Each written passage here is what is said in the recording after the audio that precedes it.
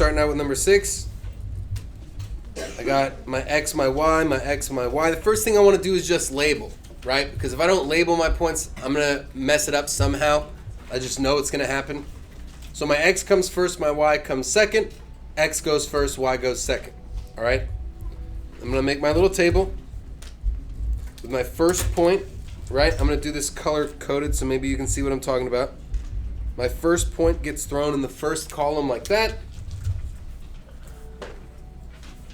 My second point gets thrown in the second column like that. Right? Nice and easy. My x coordinates are on the left because they're on the left in my ordered pairs. My y coordinates are on the right because they're on the right in my ordered pairs. Okay, now that I've got it all set up, it's real easy. I just got to do my little arrows one time on both sides, figure out how far we're going. So from -8 to -6, am I getting bigger or smaller? We're getting bigger, right? How much bigger are we getting? 2. 2. Right, again, just go to the number line, -8. How do I get to -6? Boom, boom, 2 spaces to the right. That's a +2, right? What about -1 to -5? Are we getting bigger there or smaller? Smaller. Smaller. How much smaller? 4 units smaller, right? So we'll hit it with a -4. Which of those numbers is going to go on top? 2. Oh, Ooh. wait, I forgot about that. Well, what's my change in y? -4, right? Y, aren't you over your x? So y goes over the x. What's my change in x again? 2. What's -4 divided by 2? -2. Give me a thumbs up if you got that right. Anybody? Okay, good. More than the warm-up. That's good. Maybe it was just a long weekend. All right? Everyone good on 6? Okay. Drop it down to 7. Whole lot of 3s here, so we got to be super, super careful. I don't want to mess this up. I'm going to label x, y, x, y. Set up my table.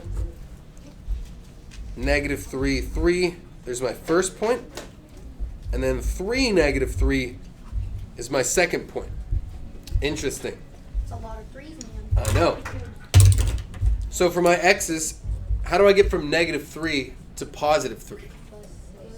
+6, right? There's 6 spaces on the number line between -3 and +3, right? Because we're going from a negative to a positive, we're getting bigger by 6.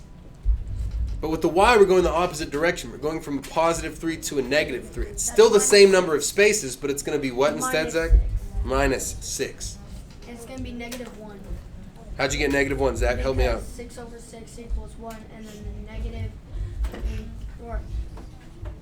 just rules everything pretty much. Yeah, exactly. So I forgot the term you did, what's it called? If you add negativity. oh, yeah. If you add negativity, now we're all negative. Yeah, exactly. Good morning. Sure. So we got -6 over +6, like Zach just explained to us. That gives me a -1 for number 7. All right.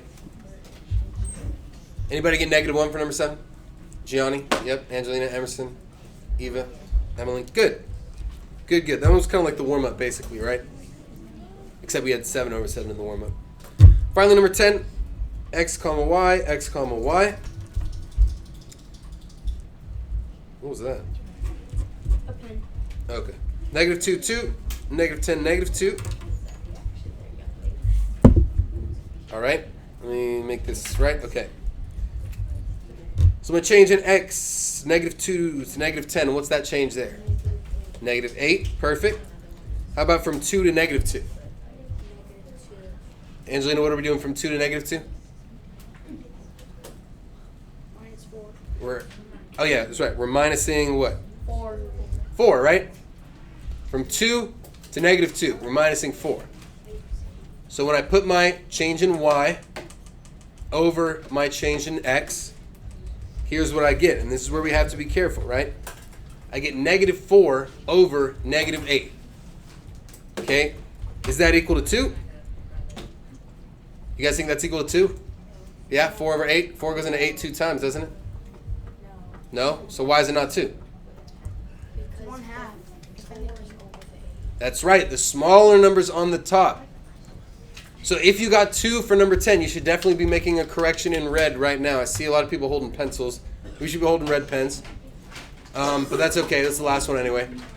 Right? When we have a smaller number on top, we have to keep that smaller number on the top. Now we can simplify 4 over 8, right? Because we divide both sides by 4. On the top, I've got a 1. On the bottom, I've got a 2. Oops, can't see it. So when my 1's on top, can I just get rid of it? No. No, I have to keep it there. If it's on the bottom, that's when I can just get rid of it. Okay, so my answer is not going to be 2. The negatives do cancel out and make a positive. 4 over 8 gives me 1 over 2. Right, and it's fine for us to have a fraction as a slope.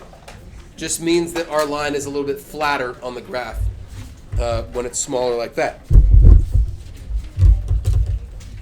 All right, any other questions on here? Good, Eli, in the back? Yeah. Perfect. My pen's a little... Okay, if you're all done with this,